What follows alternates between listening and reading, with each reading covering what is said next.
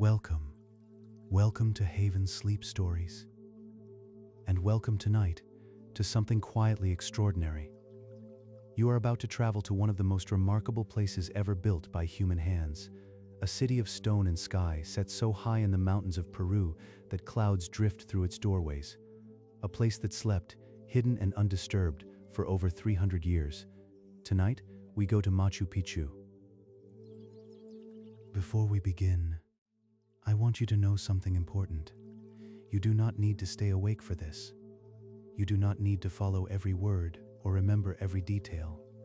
This story will continue softly around you, whether you are listening closely or drifting gently into sleep. There is nothing you need to do tonight except rest, so let your body settle now. Find the position that feels natural, not a position you are holding, just the one your body wants. Notice your breath. You do not need to change it. Simply notice that with each breath out, your body releases something. A little tension, a little weight, a little of the day. Let your shoulders drop, just slightly. Let the muscles in your face soften, the small muscles around your eyes, the muscles of your jaw. You may not have realized you were holding them until just now. Let them go. Your hands can uncurl, your legs can feel heavy, your whole body can sink, slowly and comfortably, into whatever is beneath you. Good. And now, as your body settles, I want to take you somewhere. Imagine that you are standing still, completely still, and the air around you is cool and thin and clean.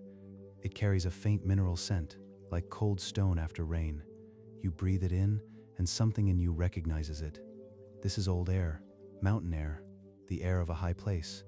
You are standing at the edge of a stone gateway, ancient, worn smooth by centuries of weather, and through that gateway, in the last amber light of evening, you can see something that makes your breath slow. A city, an ancient silent city, high above the clouds, Machu Picchu. You have arrived. The gateway you are standing in has a name, Intihuatana. In the Quechua language of the Inca people, it means the Sun Gate. And for the civilization that built this city nearly 600 years ago, this doorway was far more than an entrance. Every year, on the morning of the June solstice, the sun rises at its most northerly point on the southern horizon, and for just a few minutes, its first light enters this narrow stone frame at a precise angle, flooding down the Inca trail below in a river of gold. Priests and nobles who made the sacred journey up from Cusco would arrive at this gateway at exactly that moment and see the entire city below them lit up like an offering. Tonight, though, it is not the solstice morning. The sun has gone, and what you see instead is something softer and perhaps more beautiful. The last amber light of late afternoon still clings to the ridgelines. The mountains hold their warmth a little longer than the valleys below, and the city of Machu Picchu spreads before you across a narrow mountain saddle, pale and still, like a city dreaming. Take a moment just to look. The citadel sits at 2,430 meters above sea level, that is 7,970 feet, high enough that the weather moves through it rather than above it, high enough that on most mornings you wake to find yourself above the clouds. From where you stand at the Sun Gate, you can see almost the entire site, over 150 stone structures arranged across the ridge with extraordinary intention. Temples and palaces, long stone residences, agricultural terraces descending in great steps on either side, and at the far northern end, the steep peak of Huayna Picchu rising dark against the deepening sky. Huayna Picchu means young peak in Quechua. Machu Picchu means old peak. The two mountains have faced each other across this ridge since long before any human set foot here. You begin to walk. The path from the Sun Gate down to the main citadel is the original Inca trail. These stones beneath your feet were laid in the mid-1400s, each one chosen, shaped, and placed by Inca stonemasons whose names we do not know, and not one of them has moved. In nearly 600 years of mountain weather, of earthquakes and frost, and the roots of encroaching cloud forest, the mountain has not shifted a single stone. You feel each one through the soles of your feet as you descend, solid, ancient, unhurried. As you walk lower into the site, the air changes slightly. warmer than the open mountain above. The terraces on either side hold heat from the day, releasing it slowly into the evening. You can feel it on your arms, that faint stored warmth, like standing near a hearthstone. The Inca chose this location with extraordinary deliberateness. They were not simply building on a convenient ridge, they were building at the intersection of two active fault lines. This sounds alarming, but it was intentional. The fractured granite along seismic fault lines provided perfectly pre-shaped building material. Blocks already cracked by the Earth's own forces, ready to be refined and fitted. And the seismic design philosophy of ashlar masonry, stones fitted so precisely without mortar that they could shift slightly in an earthquake and then settle back, meant the buildings were more durable here than they would have been on stable ground. The Inca understood the mountain. They did not build despite the mountain's nature.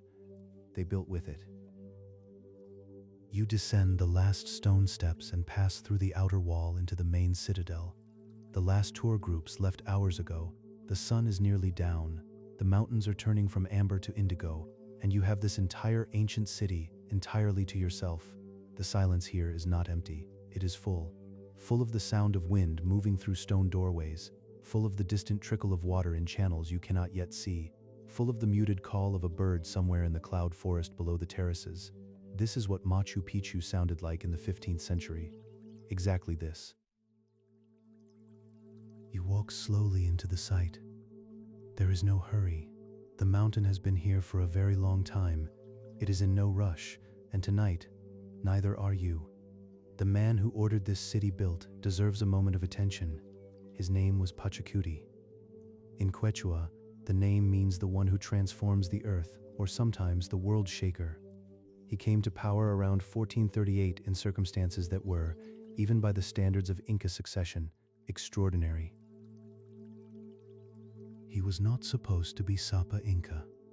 His father Viracocha had designated a different son as heir. But when a rival nation called the Chonca launched a massive invasion of the Cusco Valley, Viracocha and the designated heir fled the city. Pachacuti, then a prince without official standing, stayed. He organized the defense of Cusco, and he won.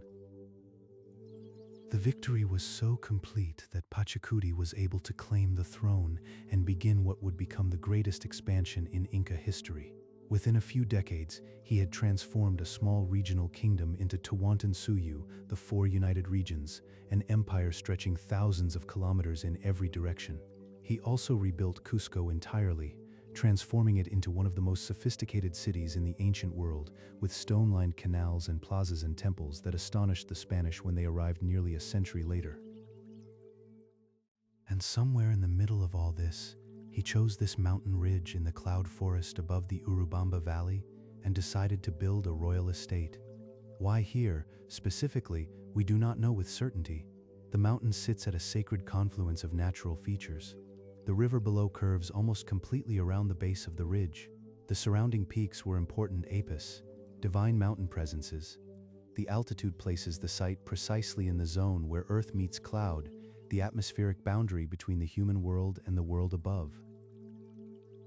The construction required resources on a scale that is still difficult to comprehend.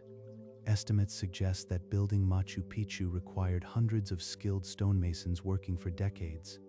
The stones were quarried from the granite outcrops within and immediately surrounding the site. They were shaped using harder stones and bronze tools in a process that required enormous skill and patience. The largest stones weigh an estimated 50 tons. They were moved without wheels, without draft animals larger than llamas, without iron machinery.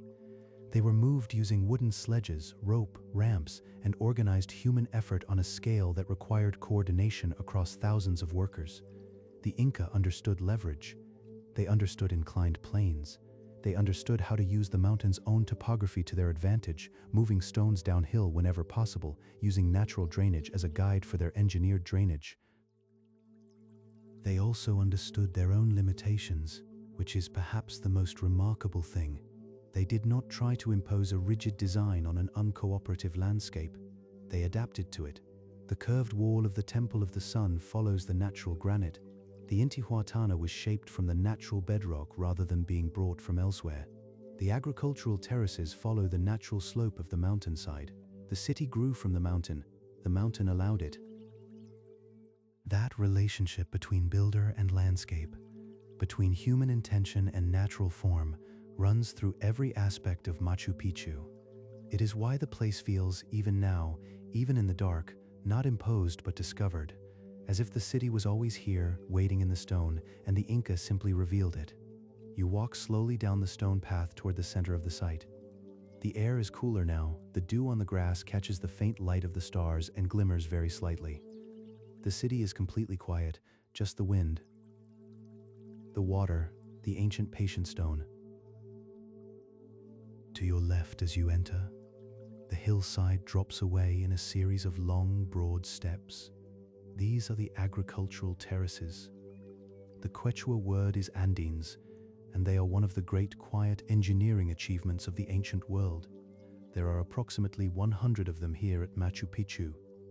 Some are barely a meter wide, clinging to steep slopes.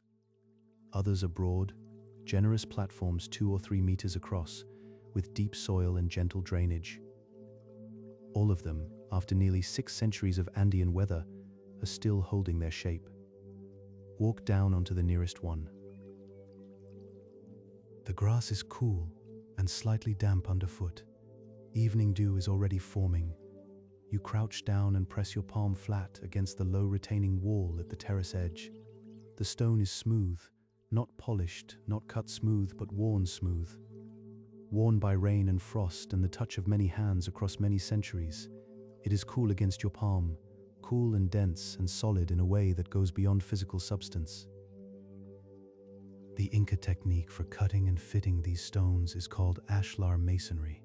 No mortar of any kind is used. Each stone is shaped by hand, using harder stones and bronze tools until its surfaces fit precisely against the stones around it. The precision is extraordinary. Even today, you cannot slide a knife blade between the fitted joints. But here's what makes it more than simply impressive craftsmanship. Without mortar, the walls can move. When the earth shakes, as it does regularly in this seismically active region, the stones flex slightly and then settle back. Rigid walls crack. These walls breathe. This is why they are still standing. The Andeans served 3 purposes simultaneously, and it is worth understanding each one. First, they created flat planting surfaces on otherwise unusable steep mountain terrain. The Inca grew corn, potatoes, quinoa, and an extraordinary variety of other crops here, managing dozens of distinct microclimates across different altitudes. They cultivated over 250 varieties of potato across the Andes. Second, the terraces controlled erosion. Machu Picchu receives nearly 2,000 millimeters of rain per year. That is almost the same annual rainfall as parts of the Amazon basin. Without the terrace system, that water would strip the mountainside bare within decades. Instead, it is captured, slowed, and channeled. Third, and perhaps most remarkable, the terraces act as thermal regulators. The stone retaining walls absorb solar heat through the day and release it slowly through the night, raising the temperature of the soil by several degrees. This warmth makes it possible to grow crops at this altitude that could not otherwise survive the cold Andean nights. You sit on the edge of the terrace. Your legs hang over the low stone wall. Below you, more terraces step downward toward the valley. Far below, almost too far to see clearly in the fading light, the Urubamba River catches the last silver of the sky. The Urubamba curves almost all the way around the base of the mountain in a great horseshoe. This is part of why Machu Picchu was chosen as a sacred site. The Inca believed water enclosed a place, defined it, made it sacred. The river below is almost an embrace. The Quechua name for this stretch of the Urubamba is Vilcanota, meaning place of the sacred sun. It was considered one of the most sacred rivers in the Inca world, an earthly counterpart to the Milky Way, which the Inca called Mayu, the celestial river. The idea that the sky mirrors the earth and the earth mirrors the sky runs through almost every aspect of Machu Picchu's design, but more on that later. The night air is settling around you now. The temperature has dropped another degree or two since you arrived. Not uncomfortably cold, just clean, clarifying, the kind of cold that sharpens the edges of everything. Somewhere beneath you, in the stone drainage channels built 60% underground, water is moving. Over 130 drainage channels run beneath this site. They were built before anything else, before the temples or the residences or the plazas. The Inca, knowing how much rain would fall here, built the city on a foundation of invisible water management first. The structure beneath the surface. Before the beauty of the form, you breathe out slowly. The mountain holds you steady. The stone beneath your palms is warm from the day's sun. The stars above are just beginning to appear, one by one in the darkening sky. Let your body grow heavy. Let your eyes find that slightly unfocused stillness that comes when you look at something vast and close and quiet at once. The mountain has been here for a very long time. You are welcome to rest here too. You rise from the terrace and walk toward the center of the site. The main plaza of Machu Picchu is a broad open lawn, deeply green even now in the growing dark. It is the heart of the city, the central space around which everything else is arranged, and it divides the site into its two principal zones. To the south, where you came from, the agricultural sector, the terraced fields, the storage houses, the farming infrastructure that sustained the small community here. To the north, the urban sector, the temples, the royal quarters, the sacred stones. The plaza itself is simply open, grass and stone and sky. You cross it slowly. The grass is soft underfoot, and there, near the center of the lawn, a llama lifts its head from the grass and watches you with enormous, calm eyes.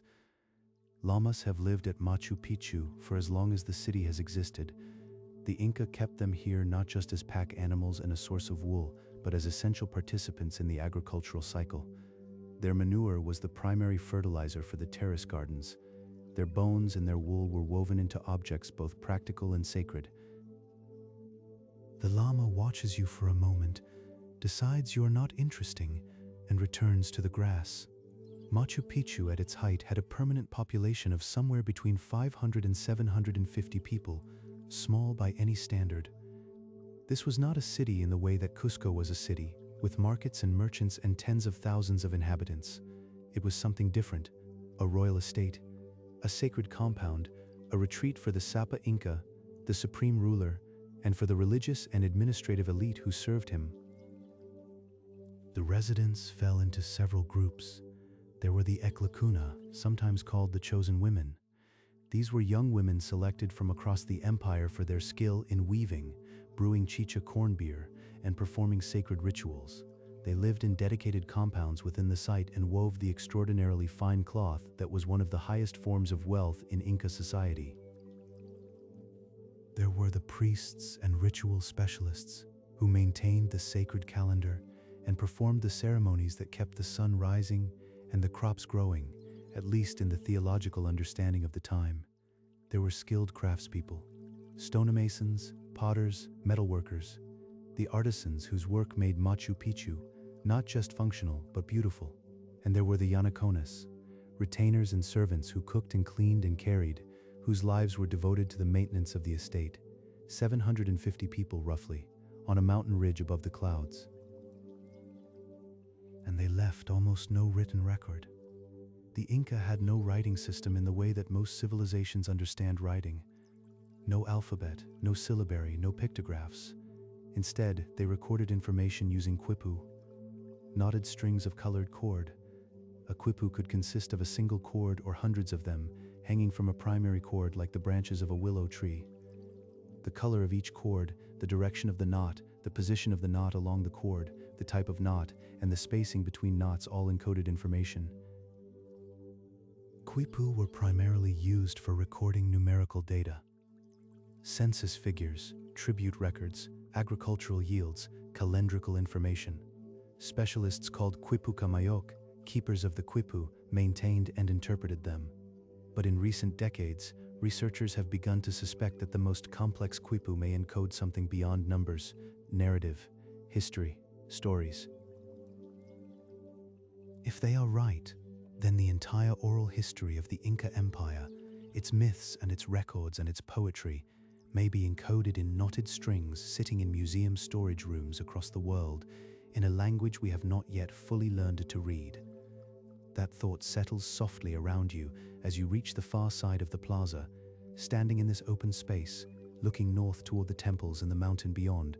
You can feel the weight of all that unread history. Not heavy in a troubling way, just present, like the mountain itself. It is enough to be here, in the dark, in the quiet. Among the stones, before you leave the plaza, let me tell you about the road that brought people here. The Inca did not discover this mountain by accident. They reached it on one of the most remarkable road systems ever built. The Capacnan, the Royal Road, was an empire-wide network of over 40,000 kilometers of constructed roadway running through some of the most difficult terrain on Earth.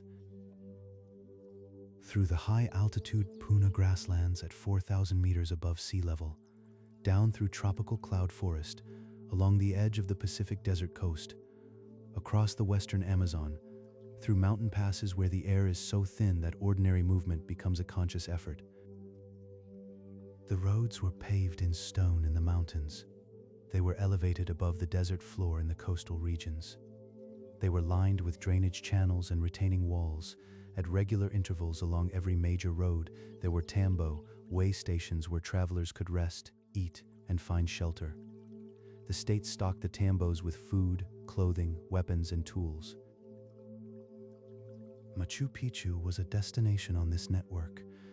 The path that today's hikers call the Inca Trail was, in the 15th century, a ceremonial road connecting this sacred estate to Cusco. 4 days' walk to the southeast through mountain passes and cloud forest. Pilgrims and officials approaching Machu Picchu from Cusco would walk this road, passing through a series of increasingly sacred checkpoints. The Sun Gate, Intihuatana, where you arrived this evening, was the final ceremonial threshold, the place where the traveler, having completed the journey, was first permitted to see the city below. The arrival was designed to be breathtaking. It still is. The Chaskis, the relay runners who maintained communication across the empire, used these roads. They ran in short bursts between stations, perhaps 2 to 3 kilometers each, passing messages and small packages from runner to runner in a relay system of extraordinary efficiency. A quipu containing census data from a distant province could reach the Sapa Inca in Cusco within days. News of a military engagement on the northern frontier could arrive before the dust had settled. The roads also moved food. The Inca operated a redistributive economy in which agricultural surplus from fertile regions was stored in state warehouses and redistributed to regions experiencing shortage. The highland freeze-dried potato, chuño, could be stored for 10 years and transported anywhere in the empire along the roads. Nothing like this had existed in South America before. Nothing quite like it existed anywhere in the world at the time, and it was all built without the wheel, without the horse, without iron. By people working with stone tools and copper chisels and extraordinary organizational intelligence. The road that brought people to this mountain still exists. Parts of it are walked by thousands of hikers every year. The paving stones are worn smooth. The drainage channels still work. The retaining walls still hold the mountainside in place. 570 years later, still holding, you walk north into the urban sector. The path leads you toward a curved stone wall that rises from a natural granite outcrop at the edge of the ridge. Even in the growing darkness, you can see that this wall is different from everything else at the site. It curves, not because the builders could not cut straight lines, they clearly could. Every other wall at Machu Picchu is precisely rectilinear. This wall curves because the builders chose to follow the shape of the natural rock beneath it, letting the living granite become part of the structure itself. This is the Temple of the Sun. And it is, by almost universal assessment, the finest stonework in the entire Inca world. The stones in this curved wall are some of the most precisely fitted in the entire site. The joints between them are almost invisible. Running your hand along the surface, you feel something close to a single continuous surface, as if the wall were cast rather than assembled. The stones follow the curve of the wall without breaking it, each one individually shaped to hold its exact position. There are 2 windows in the Temple of the Sun, both trapezoidal, wider at the base than at the top, in the characteristic Inca style that made their structures extraordinarily resistant to earthquake damage. The northeastern window is the important one. On the morning of the June solstice, the 21st of June in the southern hemisphere, which marks the winter solstice here rather than the summer, the sun rises at its most northerly point on the horizon, and for a few minutes, its first light enters through this window at precisely the right angle to illuminate a carved stone surface inside the temple. The entire interior fills with gold light. Only on that morning, only at that moment. The builders knew. They observed the sky for years, perhaps decades, tracking the precise movement of the rising sun across the horizon through the seasons. They understood the geometry of the solstice sunrise at this latitude and altitude, and they built a room that would capture it. This was not mysticism separated from knowledge. For the Inca, astronomy, agriculture, religion, and engineering were not separate disciplines. They were facets of a single understanding of how the world worked. The solstice sunrise told you when to plant. The window that captured it was a calendar and a temple at once. Beneath the temple of the sun, cut directly into the natural granite bedrock, is a small chamber, the royal tomb, or at least that is what archaeologists call it. Its true purpose remains genuinely unknown. The chamber is beautifully made. The walls contain niches, trapezoidal alcoves carved into the rock at precise intervals, where sacred objects or offerings would have been placed. The stonework is some of the finest in the site, and the chamber was found completely empty. Whatever was placed here, whether the mummified remains of royalty, sacred objects, or offerings, was removed before the city was abandoned in the late 16th century, or possibly it was never a tomb at all. Perhaps it was a place for sacred astronomical instruments. Perhaps it was used for rituals related to the underworld, Yucupacha, the third of the three Inca cosmic realms. No one knows. There is something peaceful about that not knowing. The chamber is beautiful and empty and silent, like a question that has stopped expecting an answer. You sit on the broad stone step outside the temple and tilt your head back. The sky overhead is fully dark now. Not the smudged gray-orange darkness of a city sky, but the deep, clear, uncompromised black of a mountain ridge at altitude, far from any human settlement.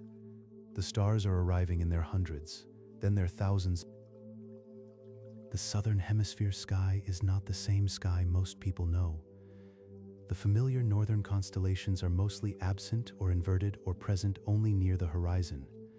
What you see overhead instead is the Great Rift, the dark lane of cosmic dust that runs along the spine of the Milky Way, and the brilliant southern sky populated by the Southern Cross, the Centaur, the False Cross, and hundreds of individual stars that have their own names in dozens of cultures. The Inca named them all, and they named something else too, something that very few sky-watching cultures noticed. They named the dark parts. Between the bright stars of the Milky Way, there are dark patches, areas where dense clouds of interstellar dust obscure the stars behind them. These dark patches form shapes, and the Inca identified them, named them, and incorporated them into their sacred calendar, just as other cultures used the bright star constellations.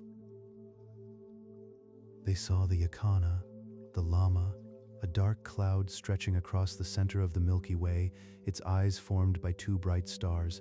When the Yacana descended to drink from the sea, they believed it prevented floods. There was the Atak, the fox, the Hanpatu, the toad, and the Machekwe, the serpent, all mapped in darkness against the brightness of the Milky Way. The whole sky, bright and dark, was a living text. You look up into it now, the same text, the same stars, the same darkness between them. For a moment, something shifts. The distance between 570 years ago and right now feels very small. Almost nothing. Just the sky and the stone and the quiet mountain night. You leave the temple behind and walk uphill. The path rises steeply for a short distance, and then you step onto the highest platform of the ritual sector, and you stop. In the center of this platform, rising from the bedrock itself, is a stone unlike any other at the site. It is not large, perhaps 60 centimeters tall from its flat base, rising to a blunt point. It is hewn from the same gray granite as everything here, worn smooth on its surfaces by centuries of weather and, before that, by the hands of the people who came here to stand exactly where you are standing now. This is the Intihuatana stone. Inti means sun in Quechua. Huatana comes from the verb huate, to tie, to hitch. The Intihuatana is the hitching post of the sun. The name comes from the stone's astronomical function.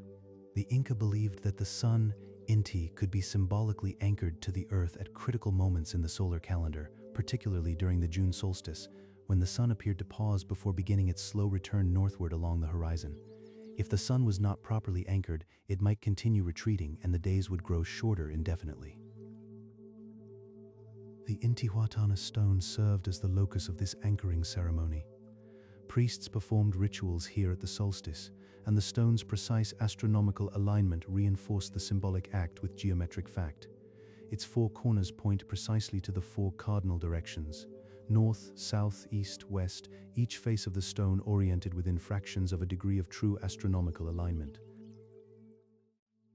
At both equinoxes, in March and September, when the sun crosses the celestial equator and rises due east and sets due west, something extraordinary happens here. At noon, the sun stands directly over the Intihuatana, and for a brief period, the stone casts no shadow at all. A solid object, with no shadow, as if it has become briefly identical with the light. You place your hand on the stone. It is cool, dense, old in a way that you can feel as well as understand. The Intihuatana at Machu Picchu is one of very few that survived the Spanish conquest intact. When Spanish forces moved through the Inca heartland in the 16th century, they systematically destroyed the Intihuatana stones at every site they found, recognizing them as objects of non-Christian worship. The stone at Cusco was destroyed. The stone at Paisac was destroyed. The stones at Ollantaytambo and Chinchero were destroyed. Machu Picchu was never found. Its Intihuatana was never touched. This untouched stone has been standing in its precisely aligned position for nearly 570 years. The same solstices, the same equinoxes, the same shadowless noon over and over, unwitnessed and undisturbed. Until now, you look up from the stone and out across the ridge. The full panorama of Machu Picchu opens around you. The terraces falling away in the moonlight. The plazas and temples spread below. The cloud forest pressing in on the edges of the site. And beyond the ridge, the mountains of the Vilcabamba Range rising dark against the star-filled sky. The Inca understood this landscape cosmologically. The mountains were not just terrain. They were apis, divine beings, sacred presences that protected and governed the communities in their shadow. Machu Picchu sits in the presence of several major apis. Huayna Picchu, the young peak immediately to the north, was considered a male apu of particular power. The mountain of Salcantay to the southwest, one of the highest peaks in the Andes at over 6,000 meters, was among the most revered in the entire empire. From the Intihuatana, on a clear day, you can see Salcantay's snow-capped summit on the horizon. The city was placed precisely here, between these sacred mountains, at this bend in the sacred river, at this altitude that touched the boundary between the earthly world and the sky. It was a threshold, a place between worlds. You sit down on the flat stone platform beside the Intihuatana and lean back on your palms. The stars above you are extraordinary. At this altitude, with no light pollution for 50 kilometers in any direction, the sky is the deepest, clearest black, and the stars within it are not the faint suggestions you might see from a city, but bright, immediate presences. The Milky Way is a genuine river of light from horizon to horizon. You let your eyes move slowly across it. The Southern Cross, 4 brilliant stars arranged in a slightly skewed cross shape, hangs in the southwest. Beside it, 2 pointer stars, Alpha and Beta Centauri, blaze more brightly than almost anything else in the sky. Near the center of the Milky Way, you begin to see it, the dark cloud the Inca called the Icana. Not stars, but the absence of stars, a dark shape that, once you see it, you cannot unsee. The head, the neck, the 2 bright eyes made of stars, the body stretching down toward the horizon, the llama in the sky, watching the llamas on the terraces below. Mirror above, mirror below, you breathe slowly. Your body is heavy now, pleasantly heavy, the kind of heaviness that comes when you have been somewhere beautiful, and the day is done and there is nothing left to do but be here. The mountain holds you. The stars keep moving so slowly you can barely perceive it. On their ancient, unhurried path across the sky, you walk slowly back down from the Intihuatana and into the urban sector. The mist is moving now. It rolls in from the valley below in slow, silent waves, curling around the base of the stone buildings, drifting across the plaza. The city breathes mist at night. It always has. You come to a long, open building with one wall missing, open to the east, facing the direction of sunrise. In that eastern wall, 3 tall windows are cut, trapezoidal, wider at the base, narrowing toward the top, each one framing a rectangle of dark mountain and dark sky. This is the Temple of the 3 Windows. It is one of the most symbolically significant structures at Machu Picchu. Hiram Bingham, the Yale historian who documented the site for Western audiences in 1911, wrote that when he first saw these 3 windows, he immediately thought of an old Spanish chronicle he had read, describing a place called Tampu Taco, the Tavern of Windows, from which the legendary founders of the Inca people had emerged into the world. The Inca origin myth tells of 4 brothers and 4 sisters who emerged from 3 windows in a mountain called Pacaritambo, the Tavern of Dawn. The central window, Capic Toco, was the origin point of Ayar Manco, who would become Manco Capac, the founder of the Inca dynasty. The other brothers and sisters emerged from the flanking windows. Together, they wandered the highlands until they found the right place to found their civilization, which became the city of Cusco. The 3 windows here face east, toward the rising sun, toward the direction of all origins and beginnings. Standing between them and looking out, you can see the mountain ridgeline dark against the slightly lighter sky. Somewhere beyond it, in the direction these windows face, is the horizon where the sun will rise in a few hours. The windows were built to receive that sunrise. On the morning of certain sacred days in the Inca calendar, the light would enter these windows and fall precisely on ritual objects placed within the temple. Astronomy and mythology, architecture and religion, all woven into the same stone. You leave the temple and walk to the very northern end of the site. Here, leaning against a stone backing wall at the edge of the cleared area, is the sacred rock. At first it is easy to underestimate. It looks like a large flat slab of stone, perhaps 2 meters tall, angled against a supporting wall. Ordinary almost, compared to the precision of the temple stonework, even rough. But step back, look at the ridgeline directly behind it. The outline of the sacred rock, its silhouette against the sky, mirrors the profile of the mountain range behind it, the same curved peak, the same gentle angle of descent on the right, the same irregular notch on the left. The Inca carved the stone to echo the mountain. This concept of sacred objects and structures echoing the natural landscape at different scales runs through the entire design philosophy of Machu Picchu. The Intihuatana echoes the peak of Huayna Picchu. The sacred rock echoes the mountain range behind it. The city's position between 2 peaks mirrors the position of Cusco between 2 rivers. Everything in relationship with everything else. A world where the human and the divine and the natural are not 3 things but one thing, seen from different angles. You stand in the dark beside the sacred rock and let the mist settle on your skin. It is cool and fine, barely wet, more of a texture than a moisture. The mist of the cloud forest is different from rain, different from fog. It simply exists, surrounding everything quietly. The city is very quiet now. The wind has settled. The birds are silent. The water channels murmur somewhere behind you. This is what Machu Picchu sounded like in the years after it was abandoned. In the decades and centuries when no human voice was here, when the cloud forest crept back across the terraces and the stones began to disappear beneath moss and vine and root. For 340 years, the city rested here, undisturbed.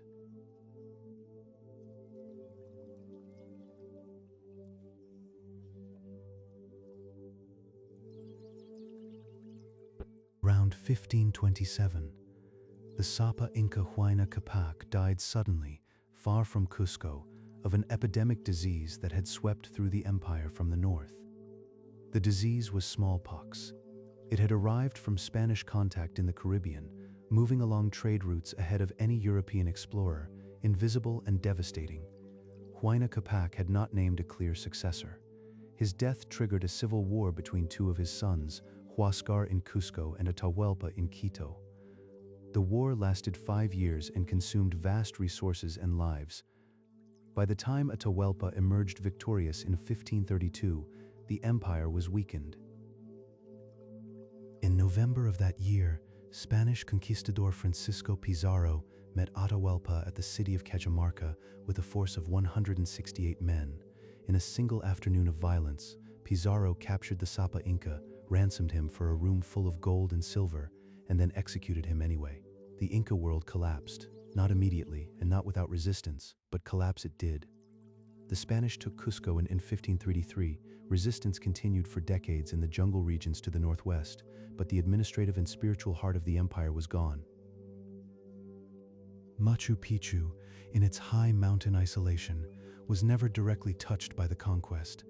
No Spanish soldier ever climbed this ridge, no conquistador ever saw these buildings. But the civilization that had built it and maintained it and given it meaning was gone. The Sapa Inca's bloodline was broken. The priests who had maintained the sacred calendar here were scattered or dead.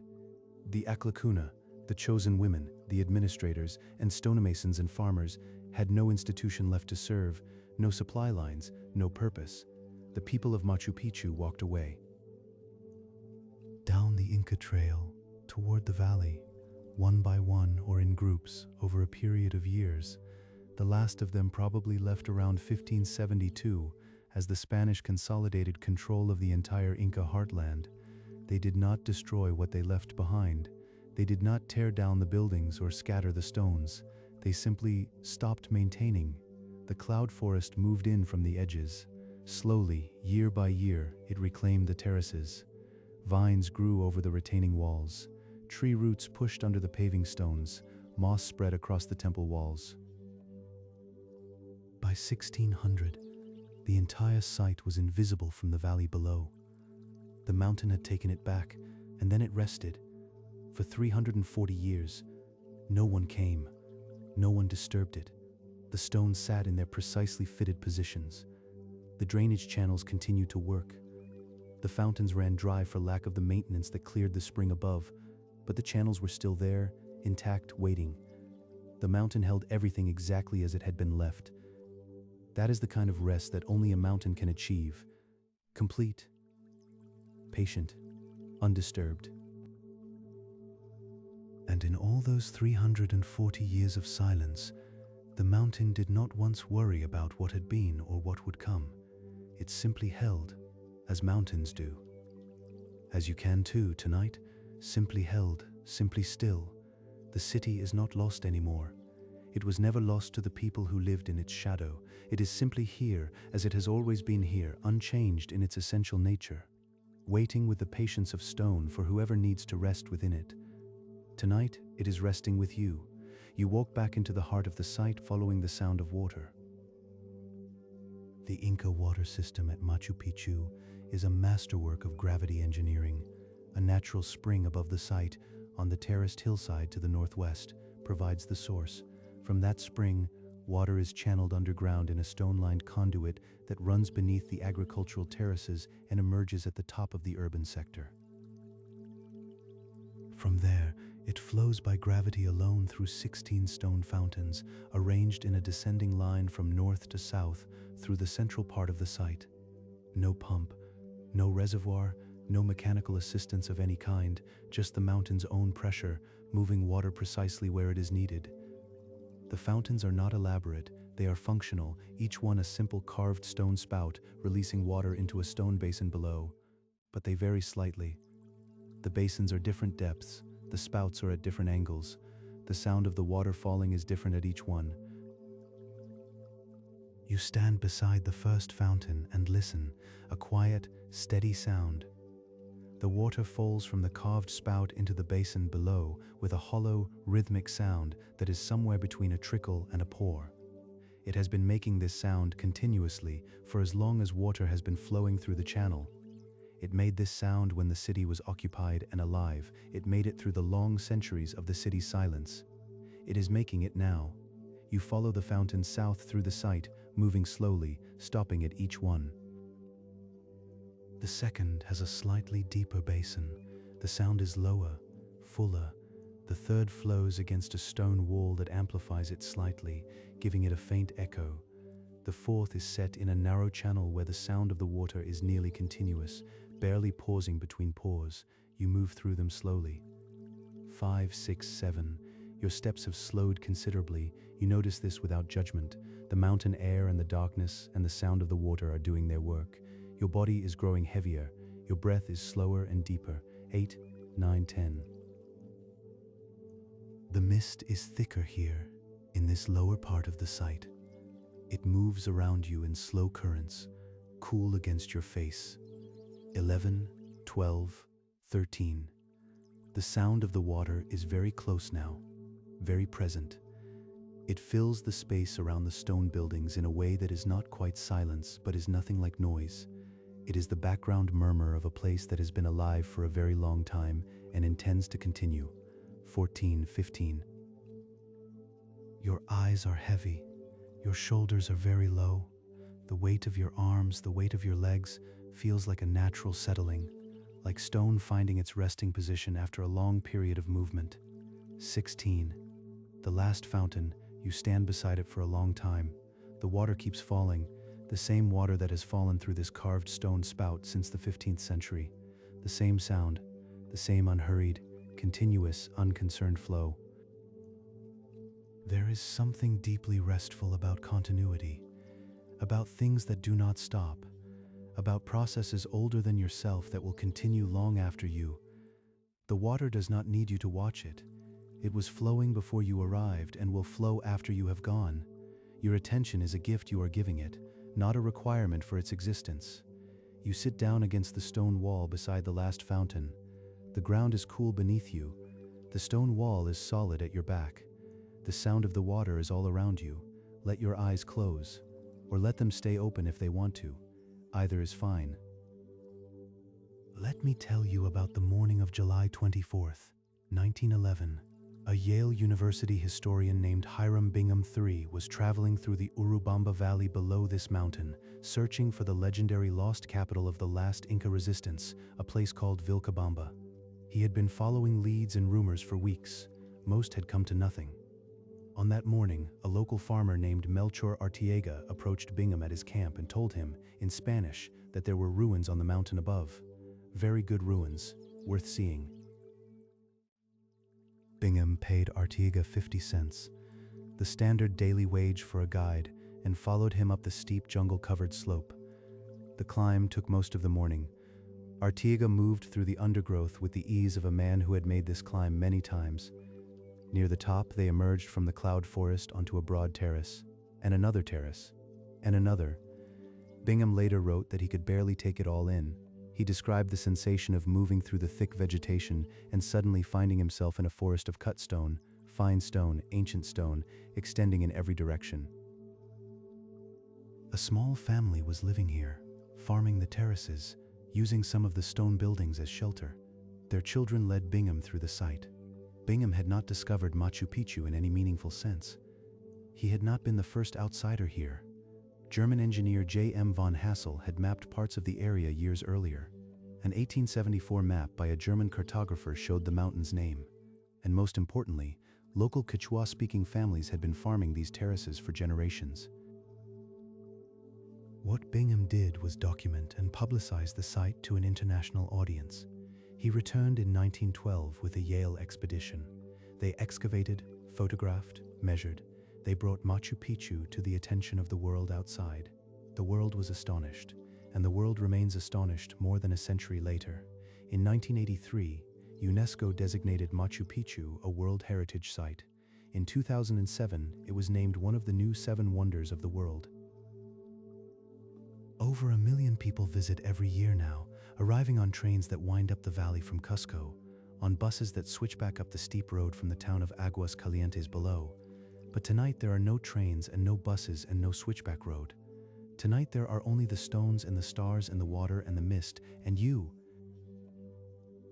In recent years, archaeologists have used LIDAR technology, light detection and ranging to map the area surrounding the main site.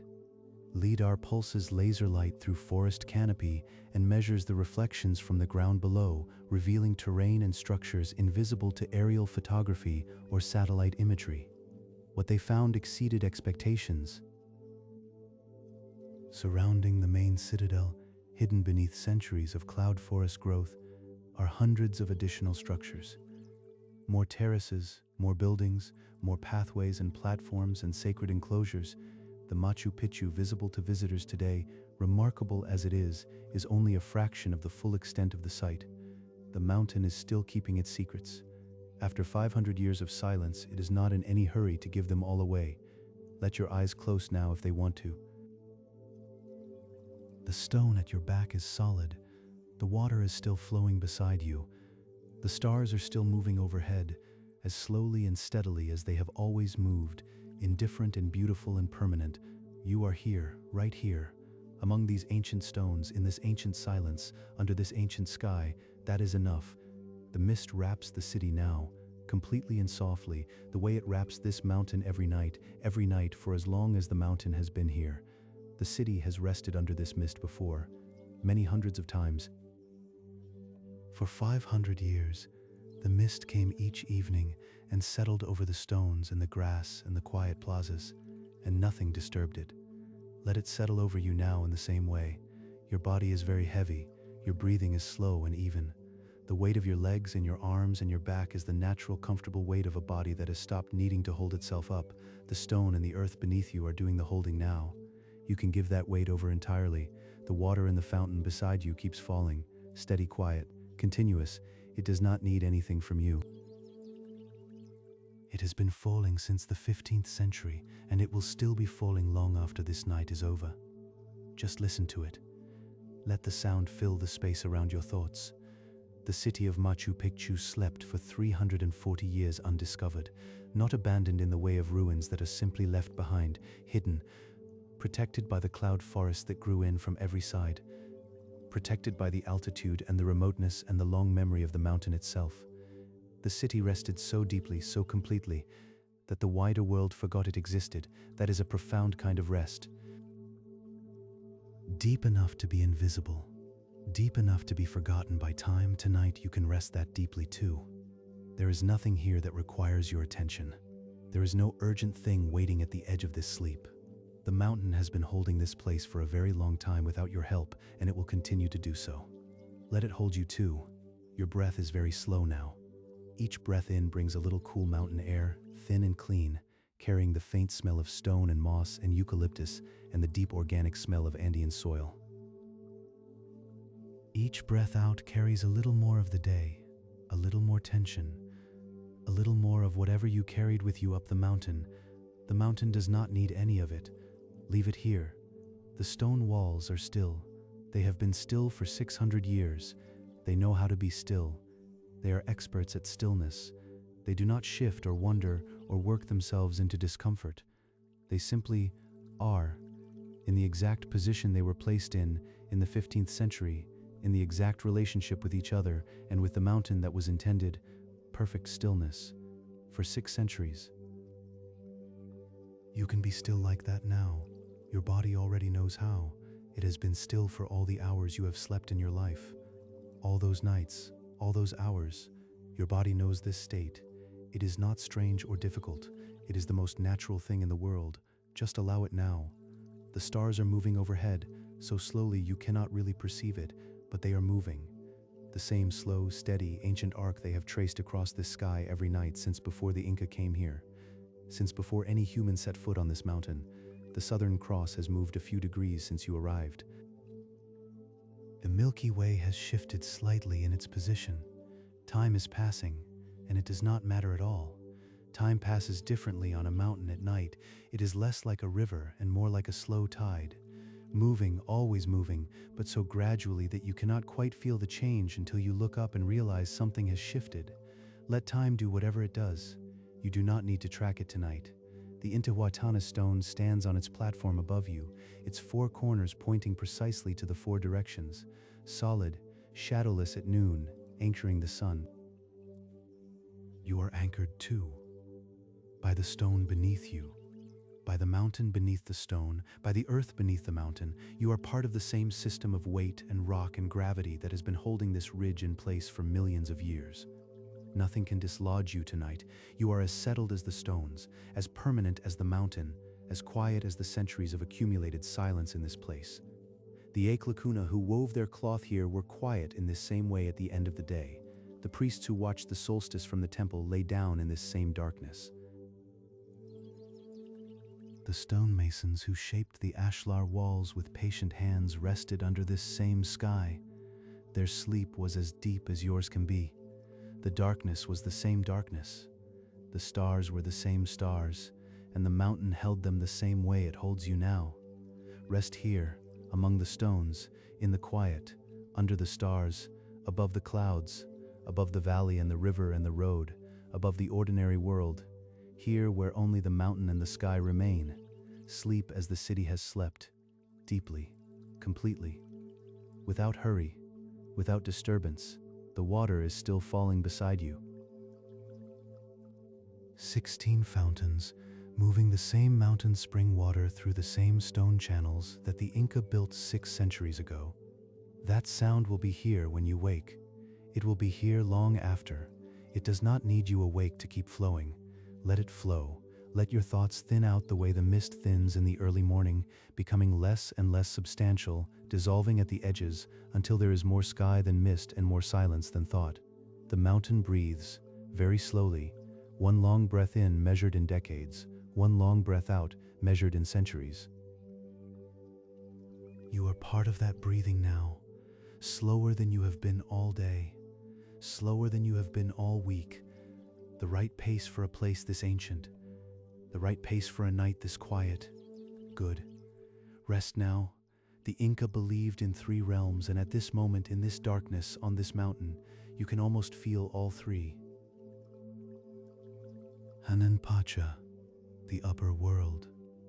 The sky above you, vast and black and scattered with more stars than you can count. The realm of Inti the sun, who will rise again in a few hours, and Mama Killa the moon, who has already set, and the Pleiades, called Kolka by the Inca, the granary, whose rising signaled the beginning of the planting season. The realm of the condor, who flies between worlds. Ke Pacha, the present world, this world, these stones, this grass, the cool mountain air on your skin, the sound of the water channel beside you, the weight of your body against the earth.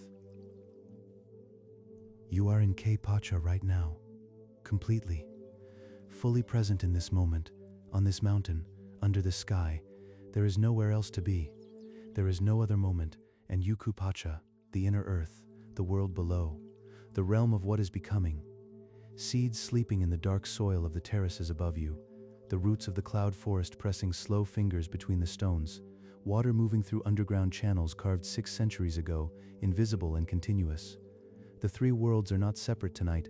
They are layers of the same mountain, the same moment, the same quiet. You are part of all 3. Above you, the sky.